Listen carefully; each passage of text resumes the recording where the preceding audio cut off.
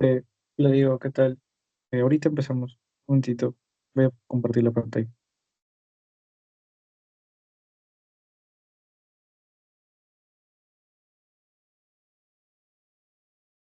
¿Me confirma si se ve, por favor? Hola, mano, ¿qué tal? ¿Cómo estás? ¿Me escuchas? Sí, sí, sí te escucho. Ya, ¿Sí se ve? sí se ve, pero medio borroso. Sí. Ah, toca ver si carga bien.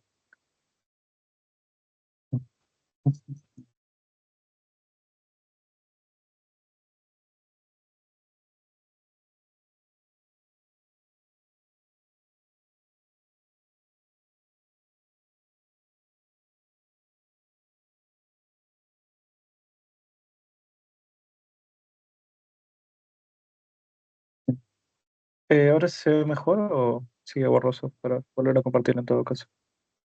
Por me lo compartí. Mm, ya, a ver.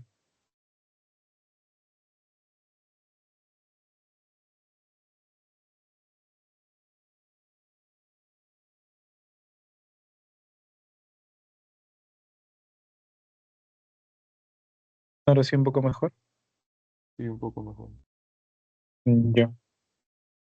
Bien, vamos a iniciar ya porque estamos un poco tarde. Esta sesión es corta nada más. Y vamos a ver sobre lo que es genética del desarrollo embrionario. Sí, bueno, si se van uniendo ya, bueno, verán la grabación en todo caso porque ya está grabando. Bien, en esta clase vamos a tocar sobre lo que son los genes de desarrollo y sus malformaciones. Principalmente porque eh, sabemos que cada gen codifica o va a generar un tipo de estructura. Y si tiene una malformación, pues terminará generando este, algo más, malformación generalizada. Bueno, y esto está un poco muy fuerte.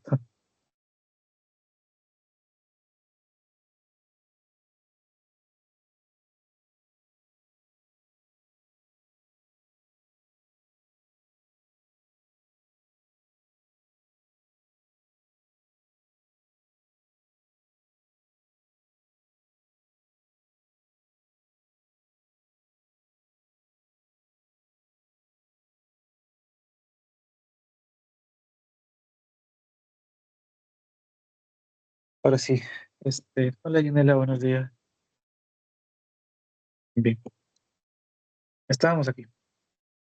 Eh, los genes del desarrollo van a ser genes que se van a expresar dependiendo de la semana en la que se encuentra el embrión. Recordando un poquito, primero se va a generar, por ejemplo, a ver, este huevo cigoto, ¿no? Que es la unión del espermatozoide con el óvulo, y se va a dividir en dos células, luego en cuatro, luego en seis, 16, 32, 64, y así hasta generar la blástula, gástrula y, bueno, em, ya el embrión en sí. En estas primeras 2 semanas se va a dar la llamada blastogénesis, ¿ok? Es, como dice acá, la división celular e implantación de este embrión dentro de la pared uterina. Esta primera semana va a tener un periodo crítico, ¿no? Es sumamente crítico, y hasta a veces las mujeres no pueden llegar a no enterarse que estaban embarazadas, puesto que suceden estas, ¿cómo se le denomina? Bueno, estas patologías, ¿no? Patologías del embrión, que son la muerte prenatal, el aborto espontáneo, que son las más frecuentes. Entonces, en estas 2 primeras semanas, la patología más frecuente sería muerte prenatal y aborto espontáneo. Después empieza la organogénesis, que va desde la semana 3 hasta semana 8, a veces hasta la 12, en los sistemas más complejos que son el sistema nervioso, por ejemplo. Eh, Permíteme un momento.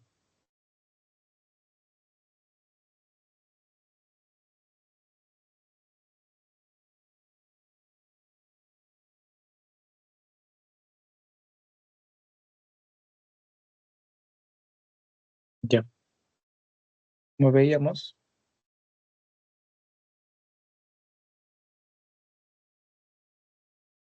en la organogénesis también va a haber un periodo crítico, no tanto como el de que existe en la blastogénesis, pero sí se van a dar anomalías genéticas o congénitas graves, ¿no?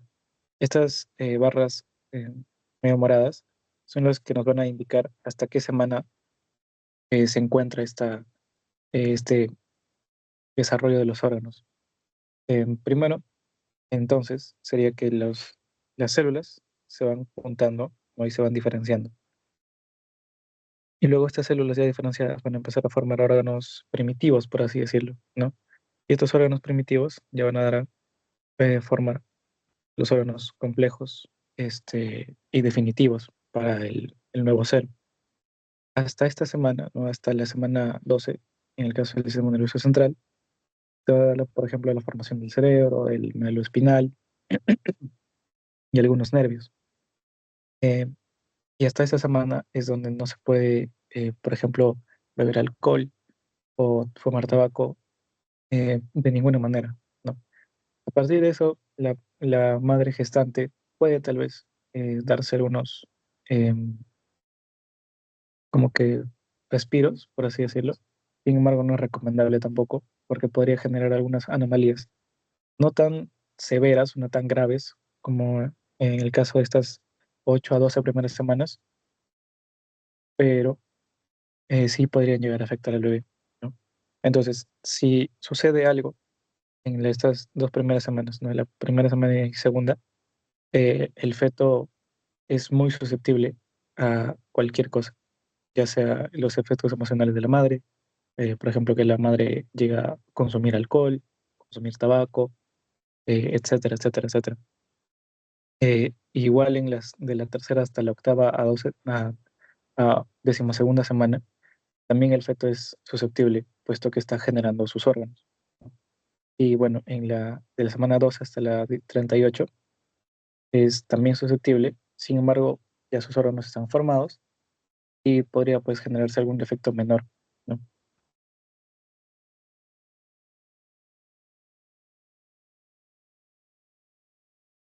Un efecto menor, que tampoco es como para dejarlo en cuenta, dejarlo pasar, sin embargo, es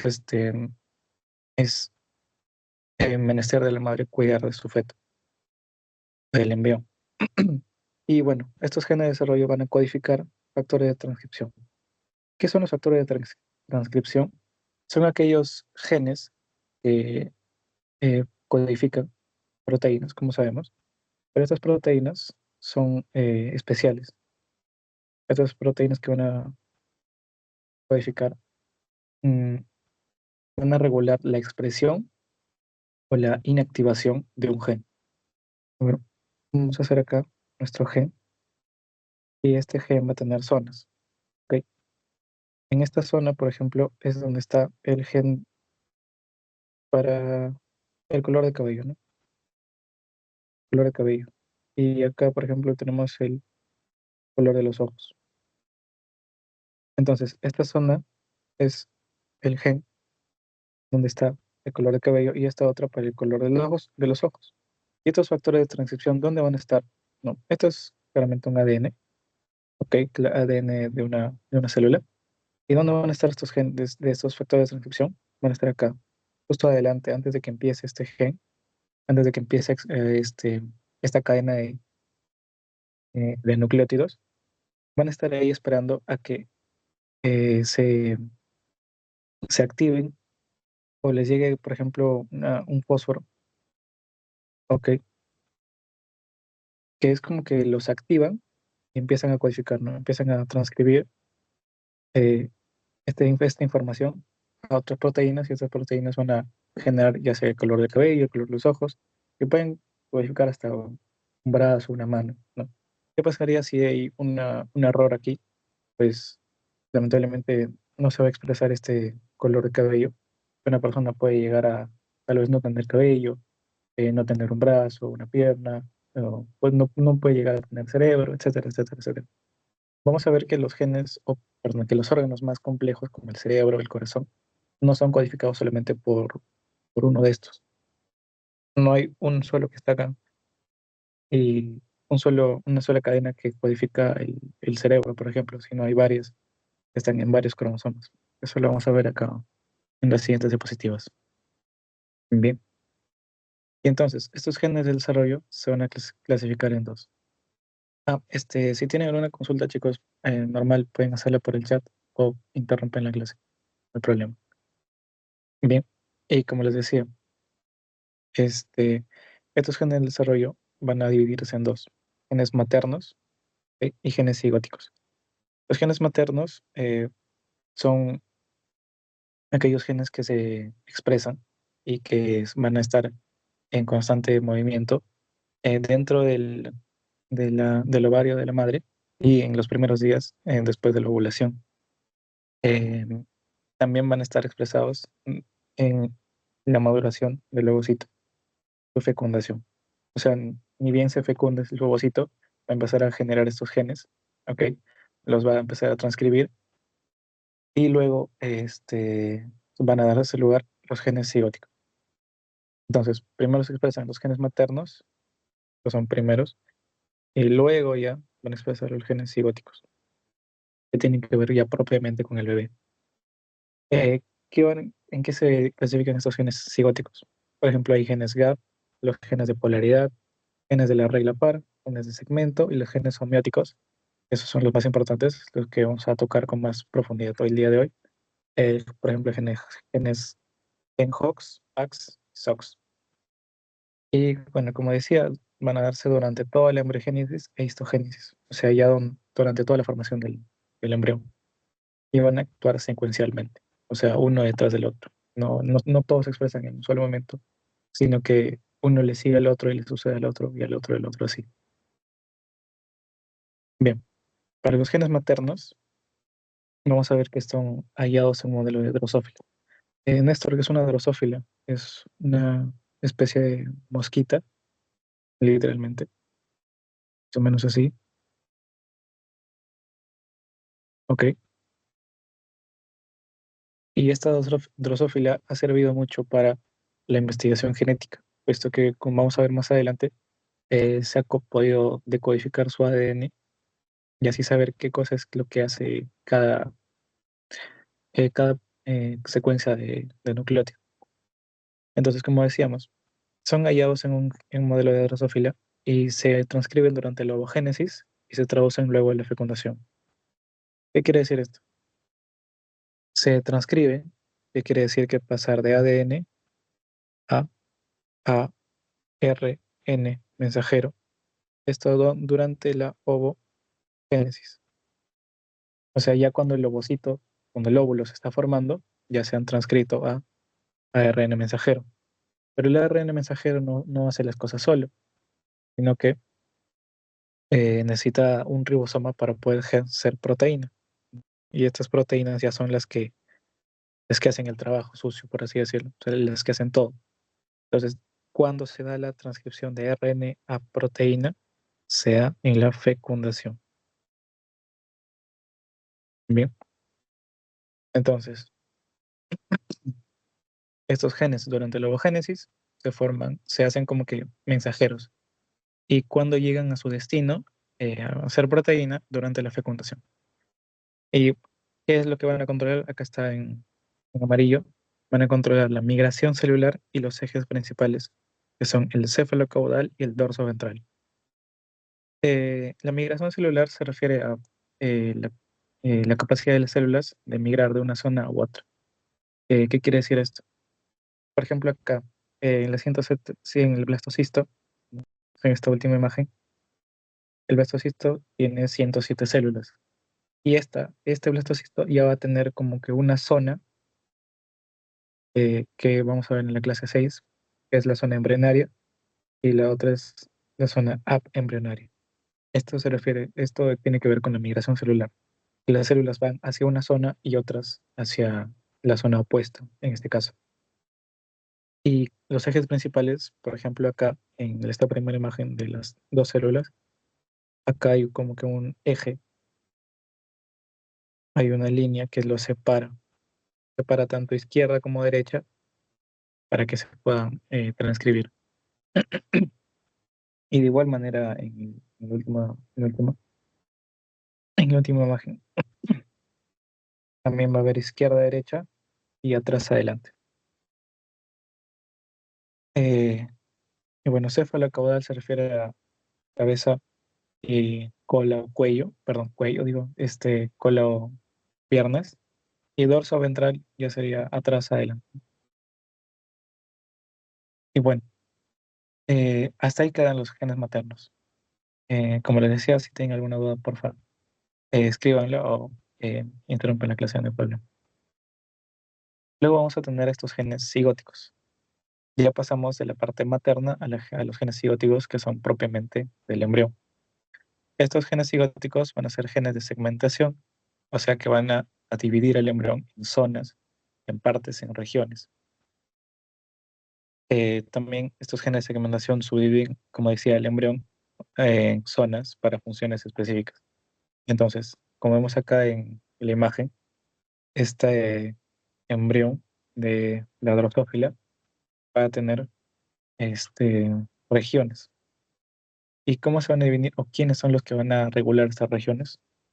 Primero están los genes GAP, que van a, como digo, dividirlo en regiones. ¿Cuáles son estas regiones? Por ejemplo, está la cabeza, el tórax y el abdomen. Eh, Luego estos genes GAP, que son los primeros, van a pasar a los genes de la regla par. A ver, lo pongo como genes de la regla par. ¿Y estos qué van a hacer? Los van a dividir en segmentos. Néstor, ¿y cuáles son estos segmentos? Los que están en colorcitos, ¿no? El rojo se va a convertir en la cabeza propiamente dicha, el azul se va a convertir en la boca, el amarillo en la primera pata, el verde en la pata en la segunda, el celeste en la tercera y así. Entonces, estos segmentos son los que van a tener funcionalidad. ¿Qué pasaría si hay este, o no hay uno de estos segmentos, o hay una malformación aquí? Simplemente, pues, el nuevo ser, en este caso la drosófila, termina sin pata, por así decirlo. O sea, si no hay celeste acá, si, se, si ya no funciona, pues su pata no se va a expresar y no va a tener la patita de atrás. También puede generar en cualquier de los otros. Puede no tener cabeza, no tener boca, etcétera, etcétera. Por último, tenemos a los genes de la polaridad de segmento. ¿Y qué cosas estos genes de polaridad? Como dice, se van a dividir en bandas, ¿no? Y estas bandas son las que van a ser específicas. Por ejemplo, en el gen amarillo, esta parte de acá es la que va a codificar a la patita que está acá amarilla. Y esta zona de acá, esta zona más grande, es la que va a codificar a la articulación como tal. Más o menos así, ¿no? Entonces, pasa de regiones en segmentos, luego en bandas. ¿Ok? Más o menos así es como se expresan estos genes cigóticos.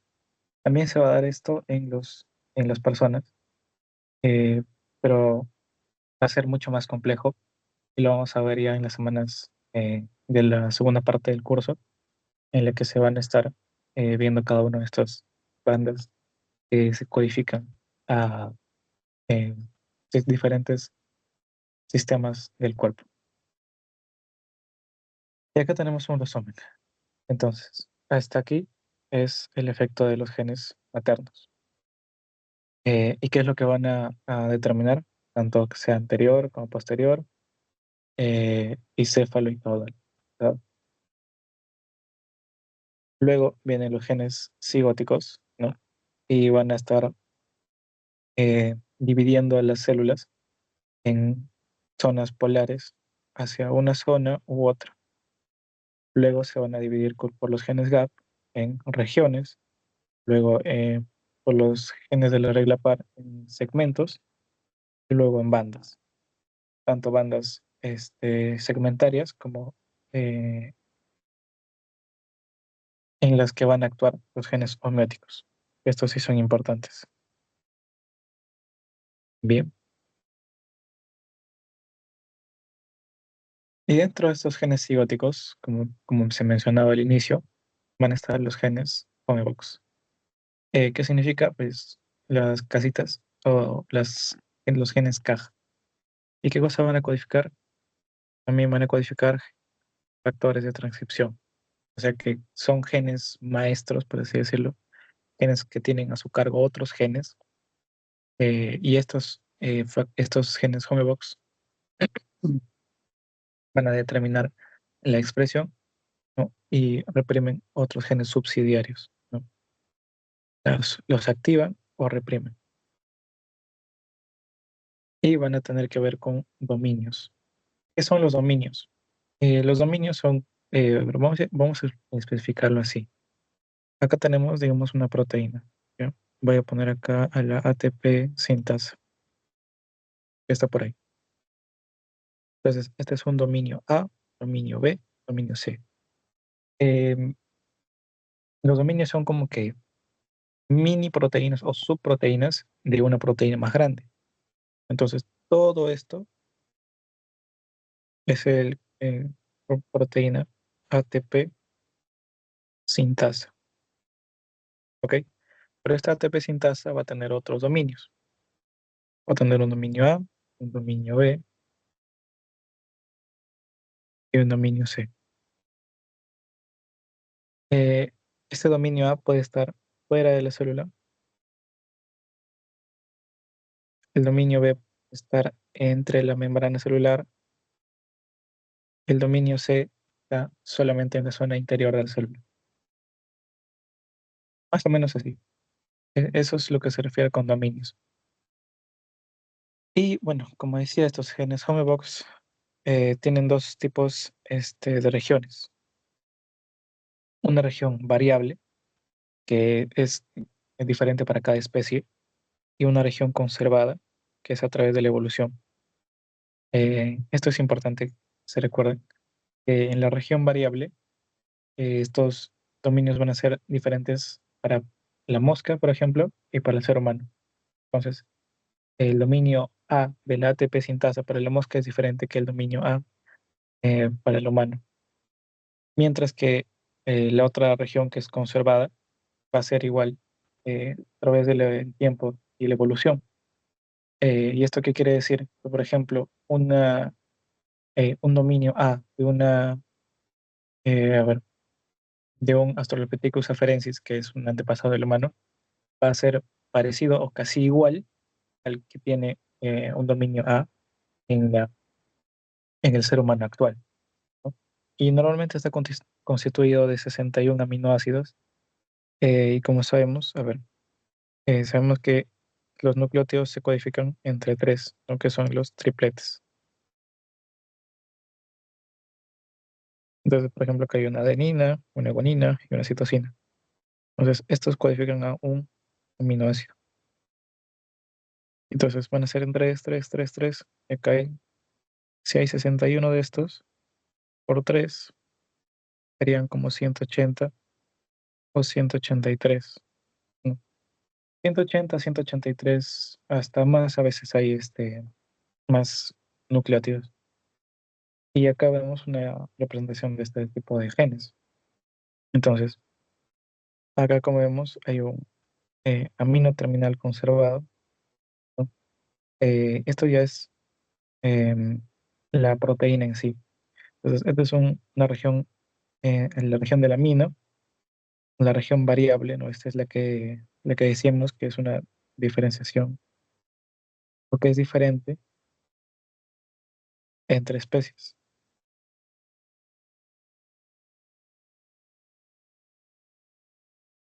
Acá hay una región de bisagra que lo que va a hacer es que va a unir tanto la región variable como el homodominio, que es la región continua o la región conservada evolutivamente. Como decía acá, tiene 61 aminoácidos y bueno, esta va a tener tanto en sus hélices del ADN se va a unir con otra región de ADN específica. O sea que como que se va a doblar así. Esto, Dime, Diego. ¿qué quiere decir con genes subsidiarios? Allá, gene subsidiario es aquel que está, eh, ¿cómo se dice esto? Está como que está bajo la custodia de este gen Homebox. O sea que el gen subsidiario es aquel que em, se activa o inactiva dependiendo de lo que diga el gen Homebox.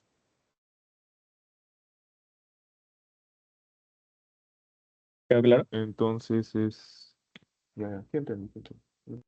Sí. Ya. Qué bien. Bien. Y estos genes Homebox van a tener funciones específicas. Van a determinar la simetría antero-posterior, van a determinar la identidad de cada segmento, o sea, van a determinar, como decía acá, qué cosa hace cada parte del embrión.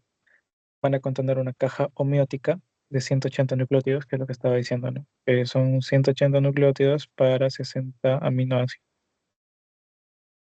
o 181 para 61 aminoácidos. Y van a ser de tres tipos. Van a ser genes HOX, PAX y SOX. Son los importantes. ¿Y qué pasaría si es que, por ejemplo, hay dos cajas homeóticas en un solo, eh, en un, en un, ¿cómo se llama? En un individuo, ¿no? Por ejemplo, digamos que tiene dos cromosomas X, perdón, dos cromosomas en los que va a estar, por ejemplo, el gen HOX. ¿Qué pasaría, por ejemplo, si se duplica este cromosoma con dos veces lo mismo? Pasaría algo como esto. ¿Qué estamos viendo acá? Esta es la drosófila, ¿ok? Y normalmente solo tiene un par de alas. Tiene uno, dos, punto. Pero ¿qué es lo que ha pasado acá? Esta drosófila ha mutado este gen que estaba acá y ha generado otro, otro par de alas, ¿no? Entonces tiene dos tórax en los que hay un par de alas. O sea, ahora tiene cuatro alas.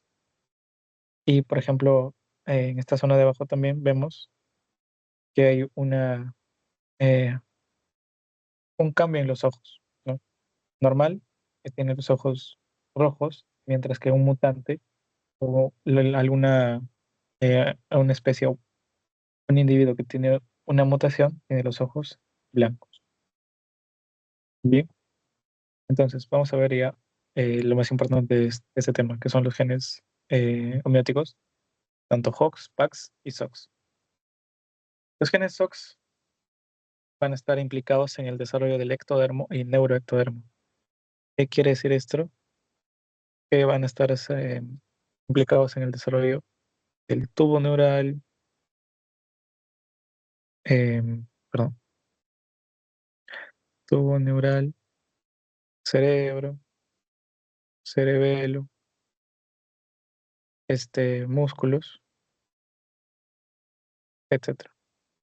Bien, entonces, al ser genes muy importantes, dado su importancia, la importancia de estos órganos en el ser humano, se van a encontrar en clústeres o familias de genes. Entonces, ¿qué es un clúster? Es una familia de genes que están implicados en la formación de un órgano, ¿no? Entonces, son genes que están relacionados en la formación de un, de un tejido, un órgano. De ahí, dicen que son 183 nucleótidos, es su homodominio, y esto forma 61 aminoácidos. Y en los invertebrados se le va a denominar genes POM. Acá hay una representación eh, más didáctica sobre lo que son estos genes homeobox o genes homeóticos. Entonces, tenemos acá el gen homeótico, ¿no? Que es una zona de ADN. Entonces, toda esta manguera roja es el ADN. Y esta zona es el gen homeótico. Bien. Esta zona es celeste claro. Acá hay un dominio de transcripción y acá hay un homebox, que es el gen que tiene la capacidad de activarlo o desactivarlo, ¿no? Y bueno, como vemos acá, hay un dominio de unión al homodominio y está el factor de transcripción. Este, esta cosita acá, que parece un alambre torcido, es el factor de transcripción. Y este azul también es el factor de unión al homodominio. Y más o menos el homodominio está entre estos dos. ¿Ya? ¿Ok? Y bueno, acá tenemos a los genes que van a codificar. El gen HOX-A, ¿no? Tiene, por ejemplo, 13. El gen HOX-B tiene alrededor de 10 o 11. El C tiene un poco menos y el D también. ¿Y qué es lo que van a codificar? Pues de acuerdo al color, acá vemos que, por ejemplo, el HOX-A va a codificar para la cara, para el cuello, para la parte del pecho y los brazos. Y el B igualito. O sea, como son una familia de genes, van a codificar normalmente para lo mismo. Eh, Igual, como decía acá, tienen en los clústeres en la imagen de abajo, los clústeres. ¿Qué son los clústeres? Pues son uniones de estos genes. El HOX-A, por ejemplo, está en el cromosoma 7, el HOX-B en el 17, el C en el 12, el D en el 2. Esto da un total de 39 genes. Bien. Y bueno, si hay alguna malformación, este, un daño estructural o un daño numérico, ¿qué es lo que pasaría? Habría mutaciones. Los genes HOX tienen dos mutaciones muy significativas y las cuales se están estudiando en el curso. Por ejemplo, la primera es la sindactilia, ¿ok? Y el otro es la focomelia. Tiene más un origen teratógeno, pero que tiene que ver también con los genes HOX. Eh, la sindactilia está ubicada, o bueno, es una falla estructural en el gen HOXD13. ¿Y qué es lo que va a pasar? Que, como vemos en la imagen, los dedos del recién nacido no están separados de por sí. Normalmente se debería dar una apoptosis en estas células, ¿no? Para que se pueda llegar a generar el dedito, tanto el cuarto como el tercero. Sin embargo, no se ha dado la apoptosis, se han quedado unidos. Eso sería la sindactilia. Puede haber diferentes grados, ¿no? Por ejemplo, puede estar unido todo y su mano para hacer una mano de Lego, pero en este caso, pues vemos que está solamente en estos dos dedos. Y la focomelia es una afección de origen teratógeno. Recordamos que los teratógenos son aquellas moléculas o aquellos factores externos, los cuales van a generar daños dentro del feto especialmente. En este caso, la molécula teratógeno era un medicamento que se le daba para que las madres pues no estén tan ansiosas, no estén tan estresadas, que es la talidomida, y especialmente calmaba las náuseas. Eh, y esta talidomida eh, o tenía un efecto negativo en el gen SCOT2, que está en el cromosoma 8 en el brazo P. ¿Y qué es lo que va a determinar que no haya eh, tanto brazo como antebrazo y solamente queda un rezago de la mano?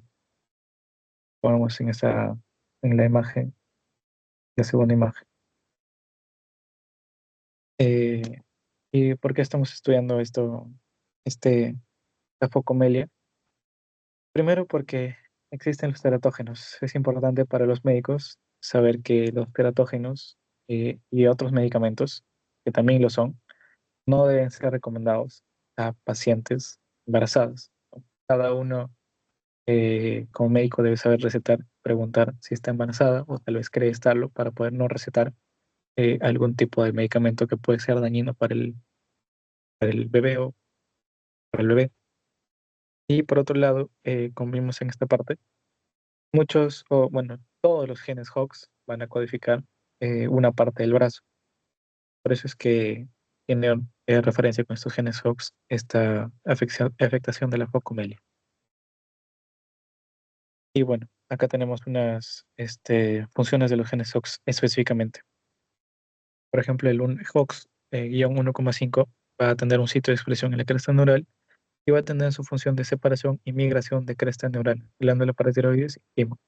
¿Qué es lo que quiere decir esto? Que este gen HOX, cuando se expresa, va a permitir que las células que están en la cresta neural vayan diseminándose, tanto para la glándula paratiroides, para el timo, para los músculos de los brazos, etc. ¿Qué más? Por ejemplo, en el gen FOX 2.8, esto por acá, va a tener una gradiente rostro-caudal. ¿Qué quiere decir esto? Que va a estar diseminado de manera rostral como caudal, o sea, cabeza-cuello, perdón, cabeza, piernas. Y va a determinar la segmentación y va a regular proyecciones de los axones en algunas zonas del cerebro. Y así. Por ejemplo, el CROX 20 va a regular la expresión de los genes HOX y también va a determinar la formación de la cresta neural, la mielinización de células de Schwann en el sistema nervioso periférico. Luego vamos a pasar a los genes PAX, que van a estar implicados en la especificación de tejidos especialmente. Van a poseer secuencias de 130 aminoácidos que codifican este, y estos van a ser especialmente factores de transcripción. Un momentito.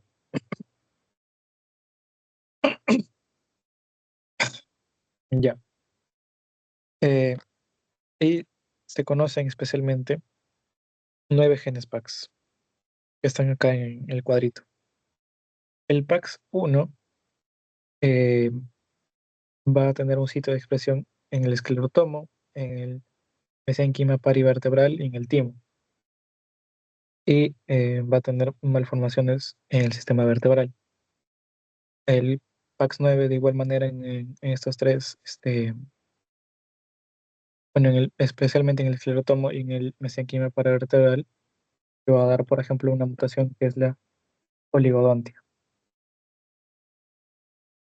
Eh, y así, ¿no? Es necesario que lo revisen, tal vez no mucho. Mm, Normalmente se pregunta más sobre la definición, porque sabemos que no hay un solo GenPax, 9 y cada uno tiene su región específica. Y sí, mejor es que se lo lean y sepan más o menos dónde es que se expresa.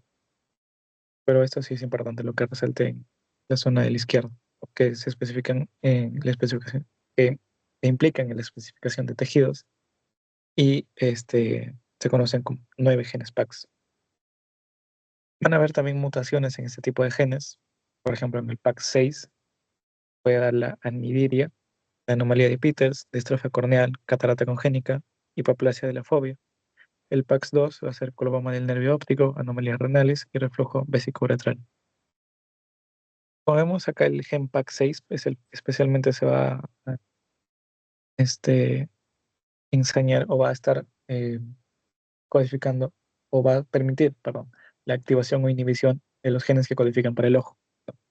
Y por eso es que si hay alguna anomalía, va a terminar tanto en estas anomalías, ¿no? Por ejemplo, acá en el humano va a terminar, por ejemplo, esto, si no me equivoco, es una catarata congénita. Luego en el ratón, igual acá, ¿no? Normalmente está así el ojo, pero cuando hay una deficiencia en el PAC6, acá se cierra, ¿no? Y genera una queratitis. Igual en el pez cebra y en la drosófila, que es la mosquita que estábamos viendo, probablemente tiene un ojo rojo grande, ¿sí? Sin embargo, en una drosófila este, con una anomalía en el gen PAC6, tiene un ojo muy chiquito y visto hacia adelante. En el PAX3 tenemos que este se va a ubicar el cromosoma 2, su brazo Q, y va a dar, su mutación va a dar el síndrome de Waardenburg. Este síndrome de Waardenburg, eh, creo que ya lo habíamos mencionado, eh, y bueno, va a tener una frecuencia de 1 a 42.000 recién nacidos vivos. O sea, al menos uno de estos va a tener este síndrome y va a caracterizarse por una hipoacusia neurosensorial congénita. Y otra característica es este mechón blanco que tienen acá arriba. Es casi fijo eso. También van a tener una afectación de extremidades en casos severos y también afectaciones neurológicas en este tipo de casos más graves.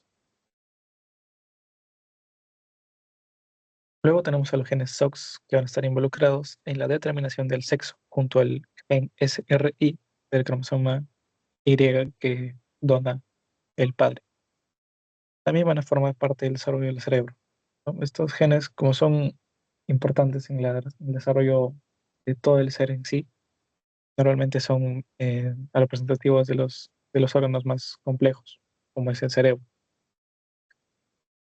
Y como dice acá, el gen SRI del cromosoma Y va a estar implicado aquí.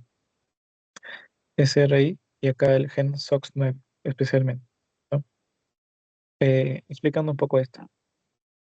Mesodermo intermedio es como una capa de células y estas van a migrar a la cresta gonadal. Esta cresta gonadal, si es que existe este gen SRI9 del cromosoma Y, ¿qué es lo que va a pasar? Junto al gen SOX9 van a terminar formando el testículo. O sea, si existe Y, si hay cromosoma Y, forma testículo, ¿no? O sea, para que sea varón el nuevo individuo. Sin embargo, si es que no existe este gen, este SRI, el SOX9 va a terminar inhibiéndose, ¿no? Y va a borrarse del mapa. ¿Y qué es lo que va a pasar? Se va a formar el ovario, que es para que sea mujer, el nuevo individuo. Y acá, este es, aquí están, en este artículo científico, que es Historia evolutiva de los genes SOX durante el proceso de duplicación genética. Ahí se encuentran todos los genes SOX, que son como 30, ¿ok? Y ahí se van a estar en un cuadrito. Si no me equivoco, es en la página 6, ¿ok? Les voy a enviar, bueno, voy a enviar el link después al grupo eh, de esta historia evolutiva de los genes. Ahí están todos los genes SOX y junto con sus funciones específicas.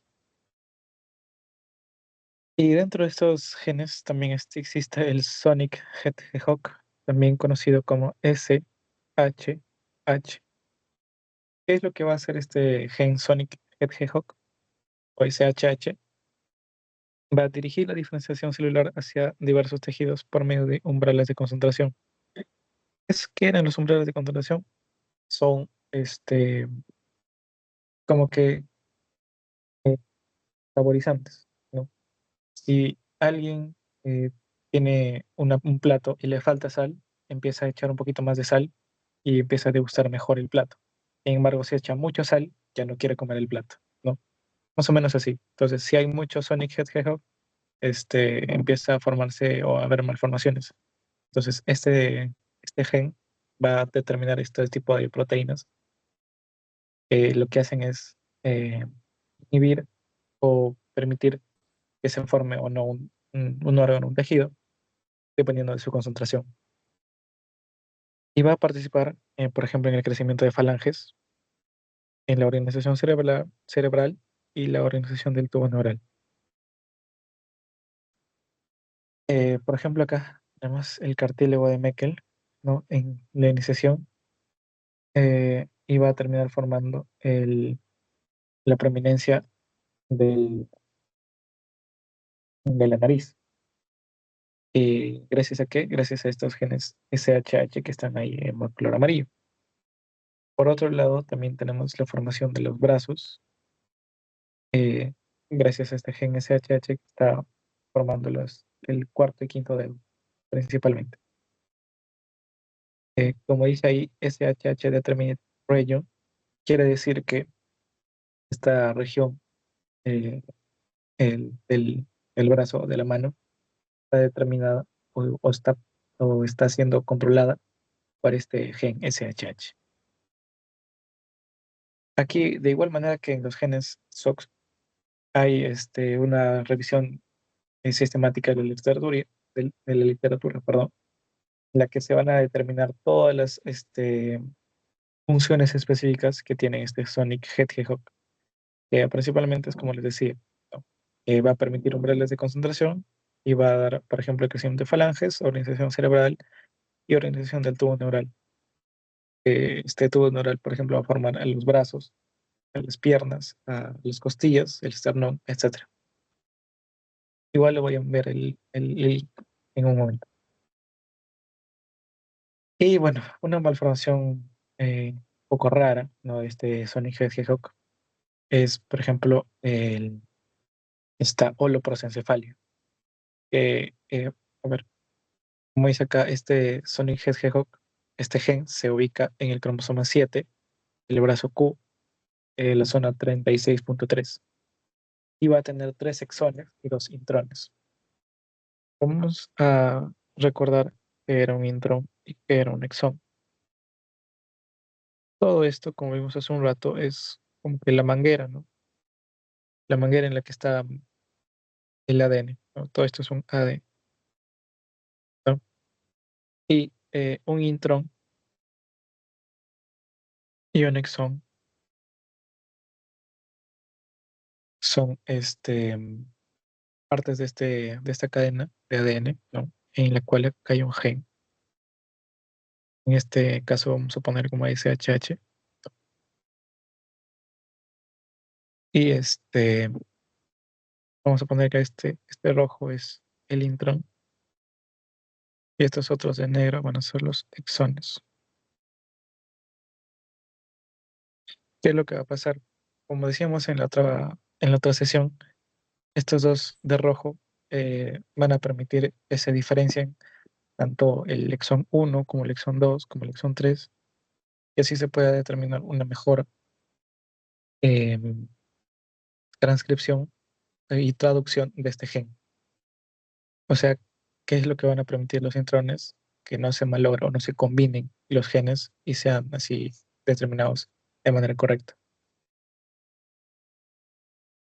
¿Qué pasaría, como digo, cuando hay una deleción, por ejemplo, que se borre digamos, por ejemplo, que se borra este exón? ¿Qué es lo que pasaría?